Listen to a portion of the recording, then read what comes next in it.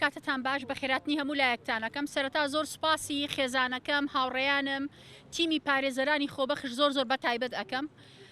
کە ماوەیەکی زۆرە لە پێناو بەرگریکردن لە یاسا و بەدیهێنانی دادپەروەری لەم دادگایە تێ ئەکۆشن بۆی بنەماکانی دادپەروەری بەدیبهێنن خۆشحاڵانە ئەمڕۆ بە هەوڵی هیمەتی هەموو لایەک بەڵام بە ماندووبوونی دەرەجەیەکی پارێزەران توانیمانەوە ئامانجە بەدیبێنین دوای ئەوەی کە سکاڵاکار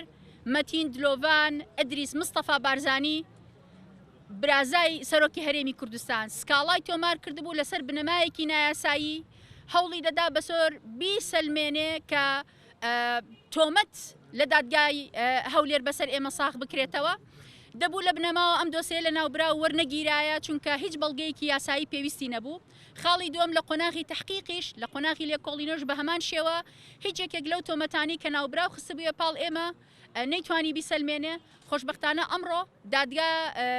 دادگای کەتن لە هەولێر توانی بڕیاری بێتاوانی ئێمە بدا و دۆسیەکەی بەداخرا و هەژمار کرا ئەوەی کە داوای ئێمەیە بە ئومێدین ڕۆژنامە نووسان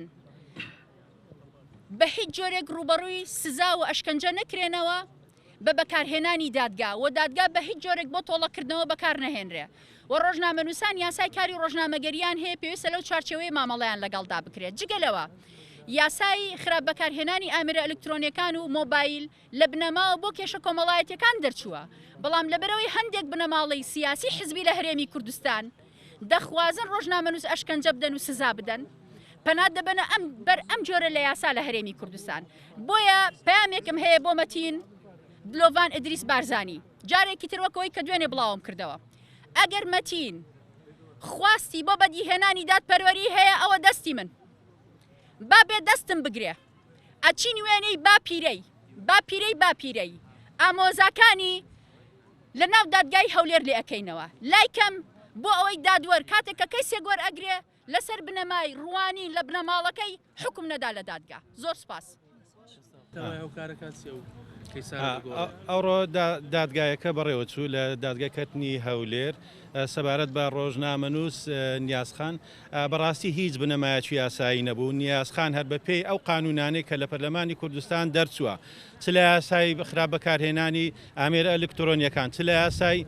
ڕۆژنامە نووسان بە هەموو شێوەیەک دوور و نزیک نیازخان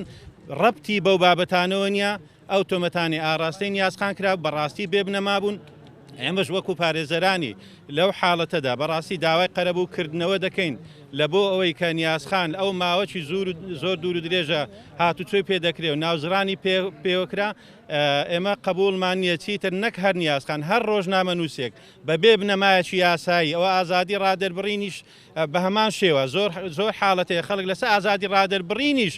تووشی ئەو هاتوچۆی دادگایە دەکرێت سەبارەت بە نیازخان ئەو تۆمەتانی کە خراپووە پاڵی بە هیچ شێوەک دوور و نزیک لە نیازخان دوور بوو بۆیە دادگا بڕیاریدا کە نیازخان بێتاوان بی و لە تۆمەتەکان دوور خرایەوە ئێستا دەمینێتەوە قۆناغی تر ئێمە قەرەبووی مادی و معنەوی نیازخان دەکەینەوە کە بێتاوانە لەو تۆمەتانەی خراپووە پاڵی. As a